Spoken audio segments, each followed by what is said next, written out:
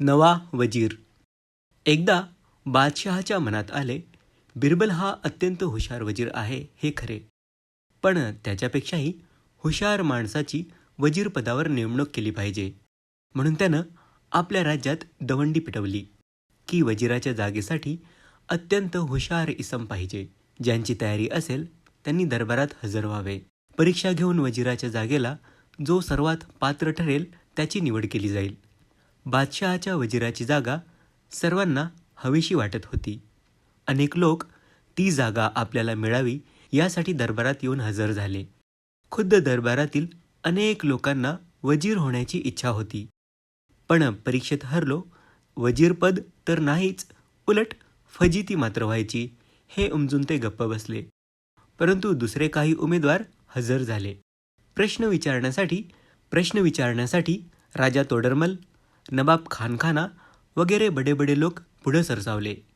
पहिला प्रश्न विचारण्यात आला, समुद्रात मोत्यांचे शिंपले किती आहेत? हा प्रश्न ऐकून सारे उमेदवार गोंधळले. अनेकांना तर काहीच सुचेना. काही जणांनी उत्तर देण्याचे धाडस केले. कोणी म्हणाले 1,00,000, कोणी म्हणाले 1 कोटी, कोणी म्हणाले 100 कोटी. पण ही उत्तरं प्रश्न विचारणाऱ्याला पटली नाहीत. त्यामुळं एक वगळता बाकी सारे उमेदवार पहिल्याच प्रश्नाला बाद झाले. उरलेला उमेदवार तसाच उभा होता. त्याच्या छातीवर रुळणारी लांब दाढी होती. तोंडावर झुपकेदार मिशा होत्या. डोक्याला मोठा फेटा आणि अंगात झगझगीत अंगरखा होता. इतर सर्व उमेदवारांची पाळी झाल्यावर या व्यक्तीची पाळी येताच उठून त्यानं उत्तर दिलं, या जगातल्या प्राण्यांच्या डोळ्यांची संख्या जितकी भरेल तितके मोत्यांचे शिंपले सागरात आहेत. या उत्तरानं प्रश्न विचारणारच काय, पण सारा दरबार चमकला. आणि मग इतर उमेदवार बाद ठरून या दाढीधारी माणसावरच प्रश्नांचा भडीमार सुरू झाला. ती प्रश्नोत्तरं पुढीलप्रमाणे झाली. शरीराला सर्वात सुखाची गोष्ट कोणती? स्वस्थ पडून राहणे. बारीक वाळू आणि साखर एकत्र केल्यावर पाणी न वापरता निराळी कशी काढता येईल? जमिनीवर ते मिश्रण ठेवा, मुंग्या येऊन साखरेचे सर्व कण घेऊन जातील आणि जागेवर फक्त वाळूच उरेल.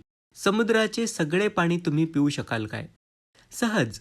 मात्र त्यात जास्त पाणी आणून सोडणाऱ्या नद्यांना रोखण्याची व्यवस्था करा. पृथ्वीचा मध्य कोणता? उमेदवाराने हातातील काठी जमिनीवर उभी टेकून म्हटले, हाच तो मध्य, नाहीतर दुसरा कोणता असेल तो दाखवून द्या. प्रश्न करणारे थकले, पण उत्तर देणारा काही थकेना. दरबारात काही वेळ स्तब्धता पसरली. अखेर तो दाढीवाला म्हणाला, आता मी प्रश्न विचारतो, त्याचे उत्तर कोणीही द्यावे.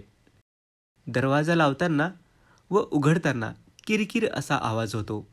तर त्या दरवाजाला काय म्हणायचे असते? त्याच्या प्रश्नाचे उत्तर कोणी देऊ शकेना. तेव्हा दाढीवाला हसत म्हणाला, दरवाजा कोण रे असा प्रश्न करत असतो. हे उत्तर ऐकताच साऱ्या दरबारात वाहवा झाली. बादशहा खुशीत येऊन म्हणाला, आम्हाला बिरबलापेक्षा हुशार वजीर मिळाला. दाढीवाला म्हणाला, खावीन, बिरबलापेक्षा मी हुशार नाही, फार तर त्याच्या इतकाच आहे असं म्हणा.